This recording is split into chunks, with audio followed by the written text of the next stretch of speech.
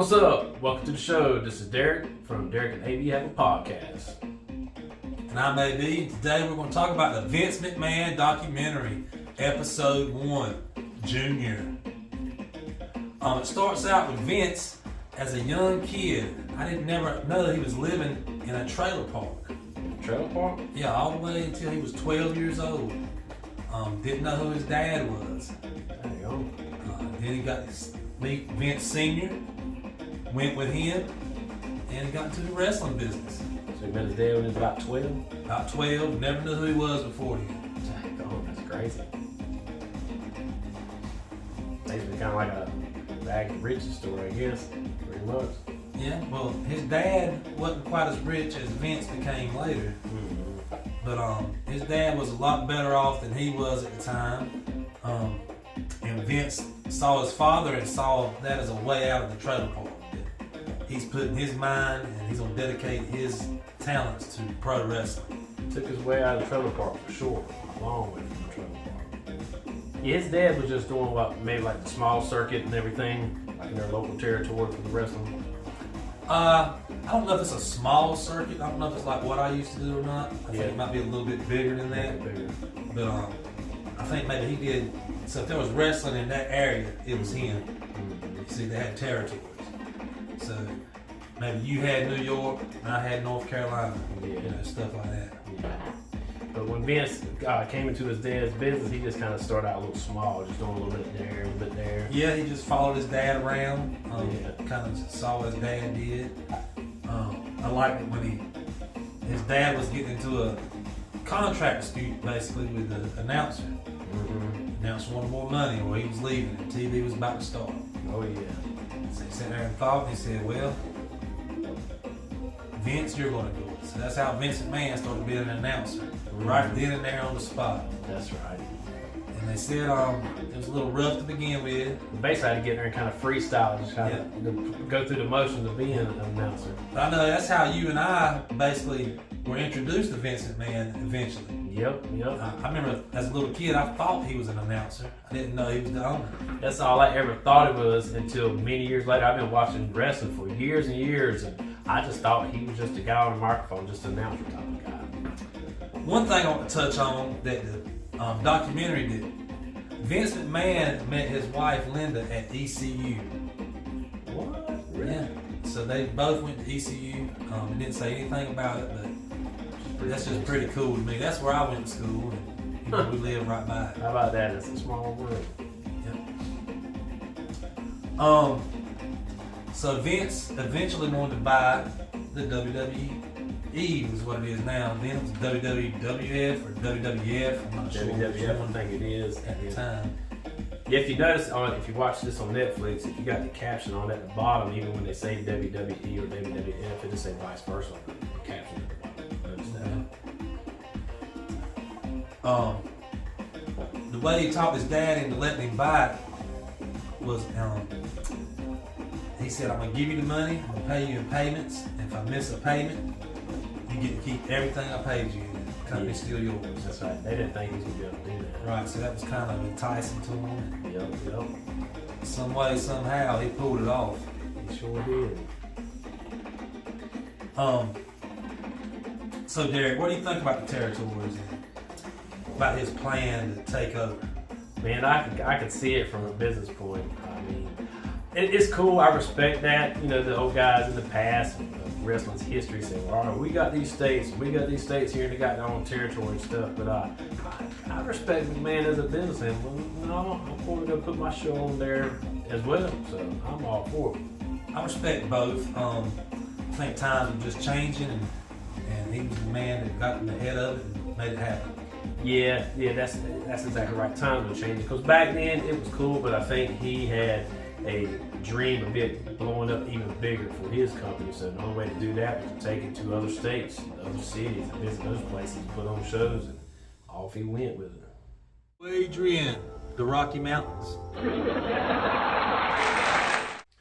You've heard of Hawk Tour, but have you heard of Rock Tour? Welcome to the segment, with all due respect. Today we're talking about Bojangles and the ice in their cup, or the lack thereof. Every time I go to Bojangles and I order a drink, there's hardly any ice in my cup. Maybe 4 or 5 pieces. By the time I take off, it's all melted. Watered down drink. I'm tired of it. Okay, I'm tired of it. Bojangles, ice is cheaper than drink. Put more ice in your cup so that you have less drink in it. Saves you money. Plus, I like ice. With all due respect, Bojangles, put some ice in your cup. All right, now let's talk about he has the WWF, WWE, whatever you want to call it. Excuse me. He needs a champion. He wants somebody that he can sell. He wants a flamboyant champion. And this is something I never knew. He wanted Dusty Rhodes. Yeah. Dusty Rhodes, man. He's a talker. He's Dusty Rhodes, man. He's something else. But I guess he couldn't quite fit the character. Well, Dusty didn't quite believe in him. Didn't think, going against all the territories was the right move. Yeah, Dusty was against it. He didn't believe in it. He thought it was the wrong path to take. So he didn't get Dusty, and his next option was Hulk Hogan. Which was interesting to find out that his dad had previously fired because he went and did the Rocky movie. Oh yeah, he didn't want Hogan to go doing the acting. So. Right, but that actually turned out to be a big help for Hogan and Vince McMahon. Yeah, it did. Thought it was interesting how Vince Jr. was always looking for the approval of Vince Sr. And finally got the approval right before his dad died. His dad told him he loved him. I think a lot of that had to do with the territory stuff. Yeah. I don't think he thought that was the way to go when he saw Vince was doing his thing and it looks like he was going to make it pretty successful. And I guess it might have been on his deathbed or before his deathbed. Finally told his son that he loved him. And I guess he wished him well from that point on. Now, to end talking about episode 1, we're going to talk about the Super Bowl of wrestling. Super Bowl WrestleMania. WrestleMania, baby. WrestleMania. All right, now, obviously, that was a great idea. That was. Even to this day, people that don't watch wrestling might watch WrestleMania. Yep. It's a big event. Everything going on, all the wrestlers coming for one night. Like you said, it's like the Super Bowl of wrestling. And you got stars from outside of wrestling. And you just got big main events and everything feels big. Mm-hmm. You got celebrities there, musicians there. You can look into the crowd. I think it was all the way back to WrestleMania 1. Even Donald Trump's in the crowd. There's all types of people out there watching it. All right, let's talk about episode 2. Is butt cheeks one word, or should I spread them apart? Today, we got a slice of pizza from Aggie's. It's our local pizza joint here in town, and they have got some good pizza. Look at that right there. Cheesy goodness. Let's check it out.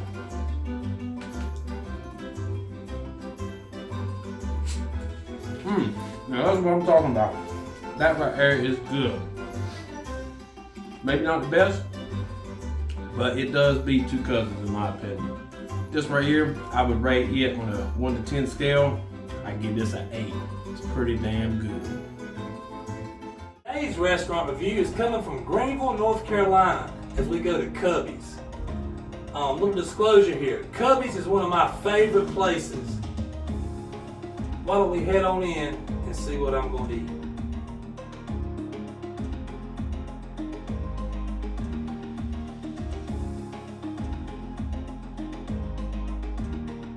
I had the Cubby's hamburger with only ketchup, french fries, and Mountain Dew.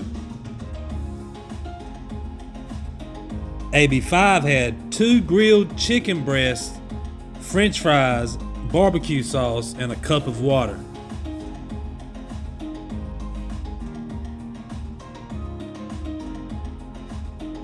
AB5, can you tell me about your food? It was good today. I rated about 8 out of 10. All right, again, my grading scale for food. 1 through 5, it's not that good. 6 through 7, it's passable, pretty good. 8 through 9, pretty awesome. And 10, unbelievable. You won't see many 10s. Alright, so everybody knows I had the hamburger with just ketchup, French fries, had Mountain Dew today. Everything was on point. The graded Cubbies is a 9.3. Alright, we're talking episode 2 of the Vince documentary. It's called Heat. Started out talking about Vince getting into showbiz, basically. You remember that? Mm-hmm. He's out there dancing. I thought it was John Travolta for a second. That was good. But he had the wrestlers behind him, like Hogan back there. I guess they were just pretending to play. He had the guitar and stuff. That was a trip, man. But, had the dancers and everything with him. And I vaguely remember those like Tonight Show segments he did where he was like the host and had a his own little desk over there, like looking like a Johnny Carson. I kind of wish they'd bring that back. Yeah, I do. That was pretty cool. That was. They should bring that back. After WrestleMania 1, WWE, WWF, pro wrestling, it was getting way bigger. It was blowing up. It was becoming a major sport, if you will. Absolutely. How many thousand you reckon was at the first WrestleMania? I mean, there was probably, what's been reported and what was actually there, could fluctuate. Who knows? Was it 70,000 or 80,000? Now, and I could be wrong. We might be talking about WrestleMania 3 here, but sooner or later it was 93,000, right? I think so. Yes, I'm not sure which one that was. So it was definitely blowing up. Saturday night's main event became a thing. So when Saturday Night Live wasn't on TV, pro wrestling was Saturday night's main event. Yep, it was a big thing. I remember watching. Hulk Hogan was bigger than life. He was. The wrestlers, all of them, maybe you didn't know it watching TV, but they're wrestling 7 days a week. They're on the road 52 weeks a year, wrestling all year long. And to this day, it's still a pretty hectic schedule. Yeah. That's why sometimes other wrestling promotions like a AEW or TNA is a good option for somebody who's leaving WWE because they can make the same money or close to it and work a quarter of the time. Yeah, I had that crazy hectic schedule that they've been working all the time. Just think about having to work all that time. Yeah, you might be making some good money, travel around, enjoying that, but what about if you get hurt? And then you got to just wrestle through it and make it through the night and never get paid? Now, what about the union? You know what I'm talking about here? Yep. He ended up being a politician. Jesse the Body Ventura. Yeah. He wanted to work up the union. Yeah. And Hulk Hogan ratted him out. And even if he hadn't, I'm not so sure it worked. These guys were kind of out for themselves. That's right. Yeah, I think some of them did say Hogan ratted them out. Hogan even admitted, I found out they were about to do that. I went and told Vince. And it's kind of the same thing with UFC. There's not a union. And it's kind of hard to get one because this guy making $10 million at the top don't want to mess with his $10 million. No, that's right. They're gonna be about themselves and their company and their family and their money and their pockets. They're gonna be WrestleMania 2 came around. It was still a big deal, but it seemed like maybe it had died down from WrestleMania 1. It wasn't quite the same. Yeah, it's like they just got started with this great idea of WrestleMania. It's like, oh my God, great idea. And look at WrestleMania 1. Now they gotta somehow duplicate it or beat it. Of course, you want to beat it. It's like, how are they going to top WrestleMania 1? And they didn't. But here comes WrestleMania 3. And now Vince is like, we got to do something better. Yep. And this is the one where they sold the 93,000 tickets. That's where they had so many tickets. And how did they do that? Hogan versus Andre. Andre the Giant, that's right. It's supposed to be was it planned as their first match against one another. Right, and this is pro wrestling. They make their own truths. That's right. Yeah, It wasn't the first time he wrestled. In the famous movie where Hogan slammed Andre, it wasn't the first time It wasn't he the slammed first. No, it wasn't the first, but that's what was told that. Yep. Yeah. All right, so after that, Hulk Hogan is trying to leave and become a movie star. Mm-hmm. Vince tries to, what's the word I'm looking for? Tries to please Hogan by giving him his own movie. Makes a movie for him. Yeah, they got together and made their own little movie, didn't they? No Holds Barred, which also had Tiny Lister, also known as Zeus. Through the high practice and stuff. Oh man. Alright, so after all that, now we got in 1991, the steroids trial. Oh, you're a pump. You up? During this period, drug testing became a thing after that. Yeah. Vince even had his own World Bodybuilding Federation. And I think the steroid trial kind of Probably put the end to that. Yeah, that was not gonna go down.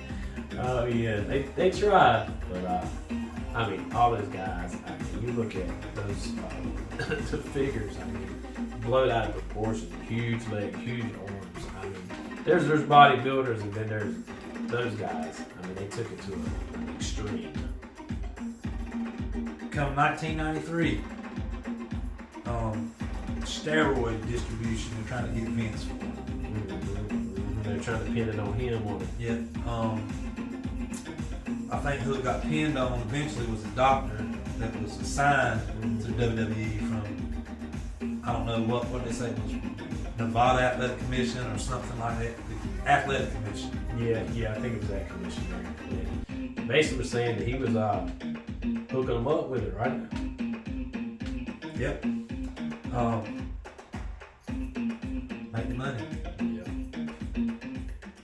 Alright, 1994. Hulk Hogan is making a TV show.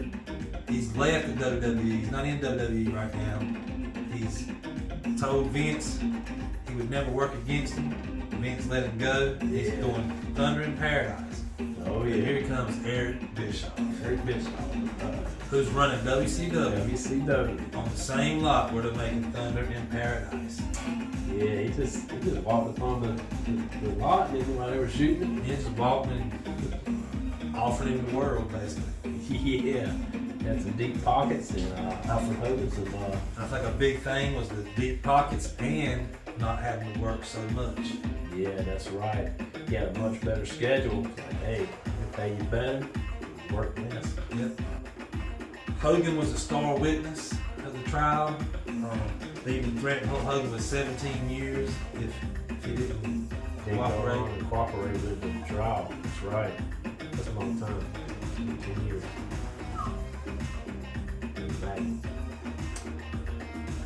Alright, we'll talk episode 3 on our next episode.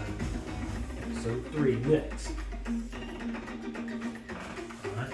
Episode 3 is when I think shit starts getting wrong because at this point now he's got ECW. That's when the Hogan goes over there and they pull, he goes heel, right? Well, Hogan's already over there at WCW.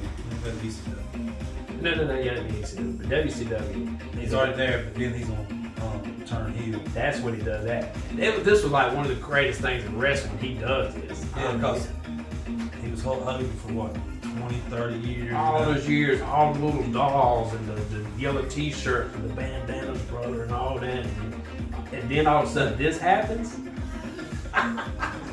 Omar Marjanovic has signed with French basketball team Fenerbahce. This means the 36-year-old center has likely played his last game in the NBA. He finishes with a higher career player efficiency rating than Steph Curry, a higher win shares per 48 minutes than Kevin Durant, and almost as many points per 36 minutes as Will Chamberlain. I think it's easy to say Bobot is the per-minute king. The lubricator. Alright, so we had a major flood here in North Carolina, western North Carolina. We're in eastern North Carolina. So we didn't really get bad things. Man, we got it. It was no rare here. People lost their homes, cars, everything they had. So times like this,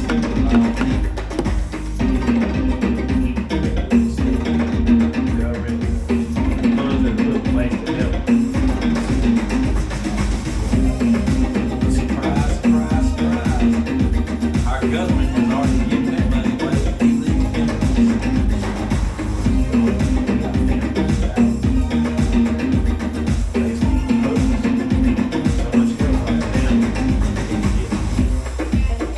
In my opinion, that's criminal. They should be arrested.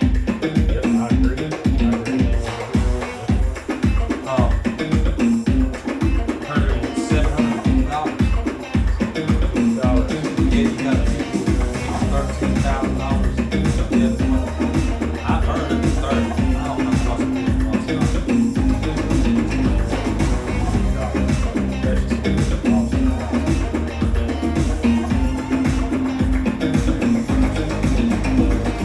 So now, people are starting to hoard, going to Walmart, going to Sam's, and look for things. What are they taking all kinds of stuff? You go there, look through the toilet paper, look what all the stuff is gone.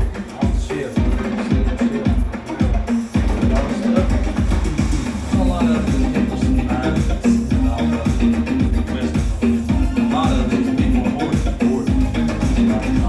Also, there's a dock strike or something that's going to affect everything. You heard about that? I've heard about that. I've heard everything. I don't really know much about it.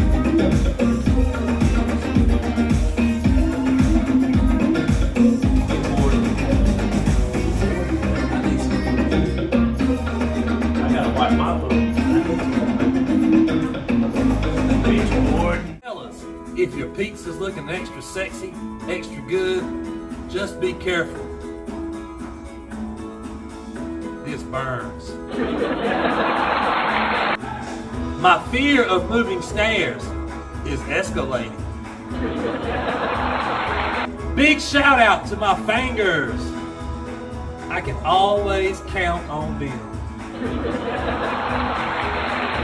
Mary had a little lamb, and the doctor nearly fainted. Never run with bagpipes. You might get killed.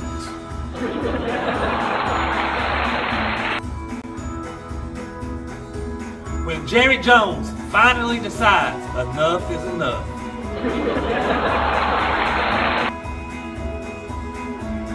When a cow doesn't produce milk, is it a milk dud or just an utter failure?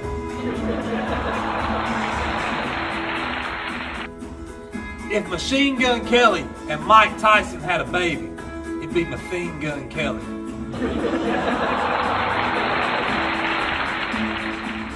This is not the way to wear your sweater at Disney.